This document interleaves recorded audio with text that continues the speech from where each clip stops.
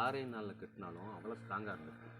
கருப்பட்டி, கடுக்கா, சுண்ணாம்பு, பதுனி இது கூட மண்ணை குழச்சி பண்ணதுனால அவ்வளோ உறுதியாக இருந்துச்சு. இது கோட்டையோட மெயின் பகுதி மட்டும்தான். இந்த கோட்டையோட அமைப்பு வந்து மொத்தம் 36 ஏக்கர். 36 ஏக்கரில் இந்த சிவப்பு கலர் கோட்டை சேவர் கட்டியிருக்காங்கல்ல, இது வந்து 6 ஏக்கர் சுற்றளவு தான். இதுக்கு வெளிப்பகுதியில் எங்கே தோன்றினாலும், இது உள்பகுதியிலையும் சரி வெளிப்பகுதியிலையும் சரி, இந்த மாதிரி தரமட்டமான பில்டிங் தனித்தனியாகவே இருக்கும். ஒரு அடையாளம் இருக்காது. அது யார் யூஸ் பண்ணியிருப்பா, என்னவா இருந்திருக்கும் அப்படிங்கிற அடையாளம் இருக்காது. பார்க்கறதுக்கு பழைய பில்டிங் மட்டும்தான் தெரியும். அதனால எல்லாமே அரசாங்க கண்ட்ரோலில் வச்சுருக்காங்க. இந்த ஒரு இடம் மட்டும்தான் மெயினான இடம், ஒரு அடையாளத்தோடு இருக்கிறதுனால இதுக்கு மட்டும் ஆய்வு பண்ணி கம்பி வேலி போட்டு வச்சுருக்காங்க. முன்னோர்கள் கட்டினதில் ஒரு முழு உருவமாக இருக்குன்னா அவங்க ஆட்சி பண்ண தர்பார் மேடை, இது கல்யாண மேடை. இந்த 2 மேடைகளும் முன்னோர்கள் கட்டின மாதிரி வச்சுருக்கோம்.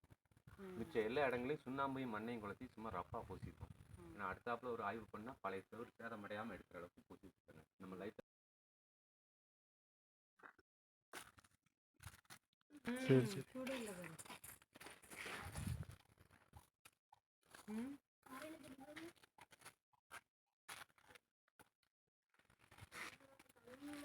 இப்போ உள்ள அந்த வெள்ளை அப்படியே இருக்குண்ணே.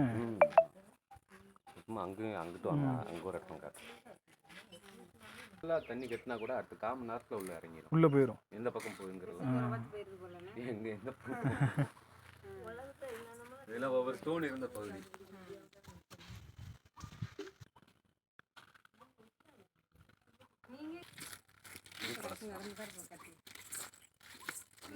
சிமெண்ட் தரல எவ்வளோ சீட் இருந்தது. சுரங்கம் இருக்குன்னு சொன்னீங்களே, அது எந்த இடம்? இந்த பகுதி தான். இந்த இடம் தான் மூடிட்டாங்க அதை. மூடிட்டாங்க.